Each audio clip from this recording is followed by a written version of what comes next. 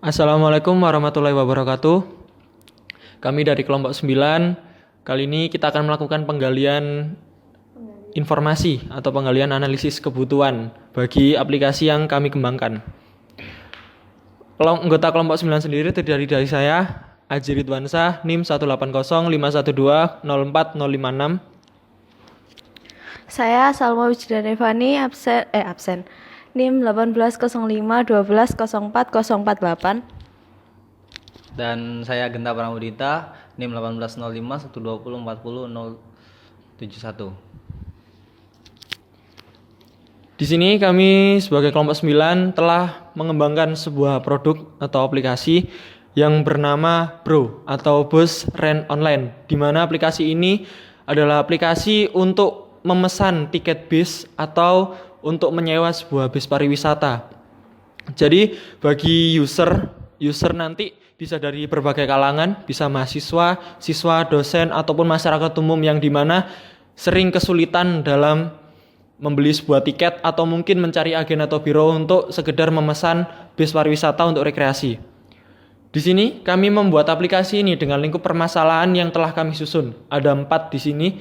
Yang pertama adalah memudahkan dalam mencari agen atau biro penyewaan bus. Yang kedua memudahkan dalam melakukan booking tiket bus.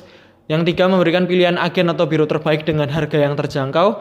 Yang terakhir adalah memudahkan dalam hal berpergian ataupun pulang kampung agar tidak takut kehabisan tiket.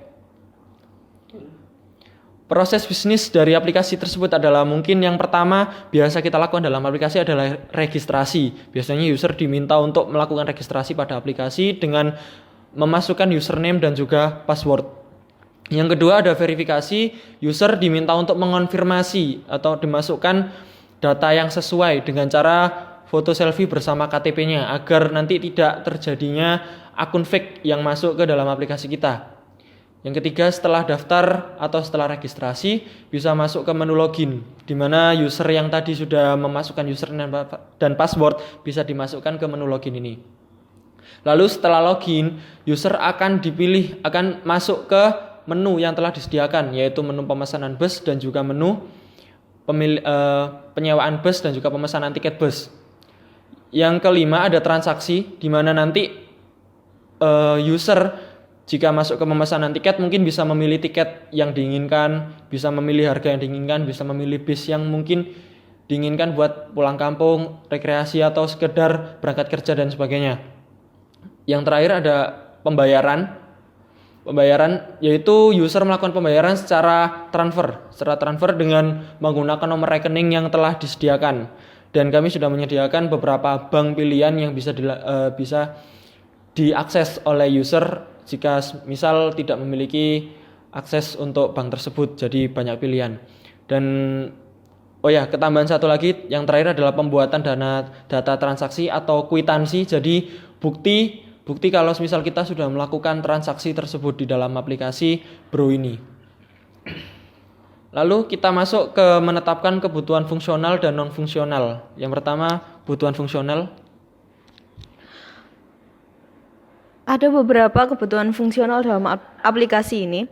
Yang pertama, sistem dapat melakukan input data user yang bergabung. Kedua, sistem memberikan pilihan menu penyewaan bus atau pembelian tiket bus. 3. Sistem memberikan pilihan pembayaran. Keempat, sistem dapat melakukan pencarian otomatis dengan menyalakan layanan lokasi. Yang kelima, sistem dapat secara otomatis mencatat data user yang sudah melakukan pembayaran. Keenam, sistem secara otomatis mengakses pembayaran lalu mengonfirmasi ke pihak penyewaan maupun pemesanan. Dan yang terakhir, sistem secara otomatis akan mengupdate jumlah tiket dan ketersediaan bis saat sebelum transaksi untuk memberikan informasi ke user. Oke, lalu akan dilanjut ke kebutuhan non fungsional. Nah, kalau tadi kita sudah membahas tentang kebutuhan fungsional, dan sekarang kita coba bahas ke kebutuhan yang non fungsional. Yang pertama, sistem melakukan verifikasi data terhadap user. Dan kedua, aplikasi dapat digunakan pada Android maupun iOS. 3. Menggunakan tampilan yang menarik. 4. Memberikan banyak banyak pilihan saat akan bertransaksi. Yang kelima, sistem memberikan waktu sekitar 10 menit setelah memilih untuk menentukan sebelum user melakukan pembayaran. 6.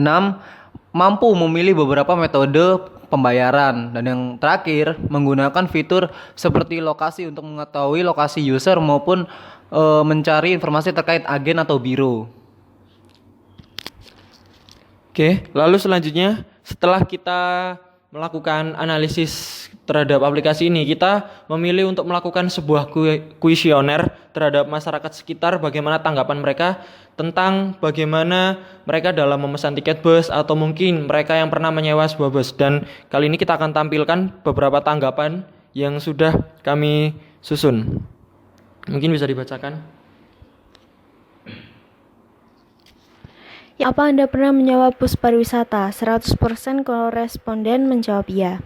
Jika iya, digunakan untuk acara apa? 41,9% menjawab kegiatan organisasi. Apakah mencari agen atau biro bus di sekitar daerah Anda sulit? 67,7% menjawab tidak, sedangkan 32,3% menjawab iya. Apa paket yang ditawarkan sesuai dengan yang Anda harapkan? Lalu, apa harganya juga bersahabat? 51,6% menjawab iya.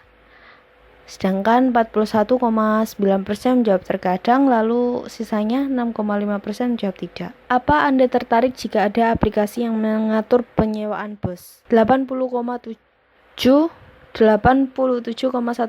menjawab iya. Sisanya 12,9% menjawab tidak. Jika iya, seperti apa aplikasi yang Anda inginkan? Di sini terdapat beberapa jawaban seperti aplikasi pengatur penyewaan bus yang mencakup semua biro penyewaan bus di setiap daerah Indonesia, sehingga bisa membandingkan biro yang efektif, harga juga fasilitasnya. Berbasis web dan berbentuk aplikasi smartphone, memudahkan seseorang untuk menyewa bus. Memudahkan kita mencari bus untuk berpergian antar kota tanpa harus susah payah mencari tiket ke agen. Mempermudah penumpang dengan mencari tiket naik bus dan lainnya. Lalu, apa Anda inginnya aplikasi tersebut berbasis apa? 77,7% menjawab berbasis mobile, 19,4% menjawab web, sedangkan sisanya memilih aplikasi desktop. Lanjut untuk pertanyaan selanjutnya, apa Anda pernah bepergian menggunakan transportasi bus? Sebanyak 95,2% menjawab pernah dan sisanya menjawab tidak pernah. Apa Anda seorang perantau? Di sini ada 60 tanggapan dan sebesar 55% menjawab bukan dan 45%-nya menjawab iya. Apa Anda pernah menyewa sebuah bis pariwisata? Di sini sebanyak 51,7% menjawab pernah dan 48,3% menjawab tidak pernah. Seberapa sering Anda bepergian menggunakan bus? Di sini ada 29 tanggapan dan paling banyak 44,8% itu setahun sekali, 24,1% sebulan sekali dan sisanya beragam. Apa Anda kesulitan dalam membeli tiket bus? 29 tanggapan sebanyak 65,5% menjawab tidak, 17,2% menjawab ya dan 17,2% lagi menjawab mungkin. Biasanya Anda membeli tiket secara 96,6% menjawab manual atau datang ke loket dan sisanya online. Jika iya, apa Anda pernah menjumpai aplikasi pemesanan tiket? Sebanyak 58,6% menjawab iya dan 41,4% menjawab tidak. Sebagai penumpang atau pelanggan, Anda ingin aplikasi yang seperti apa?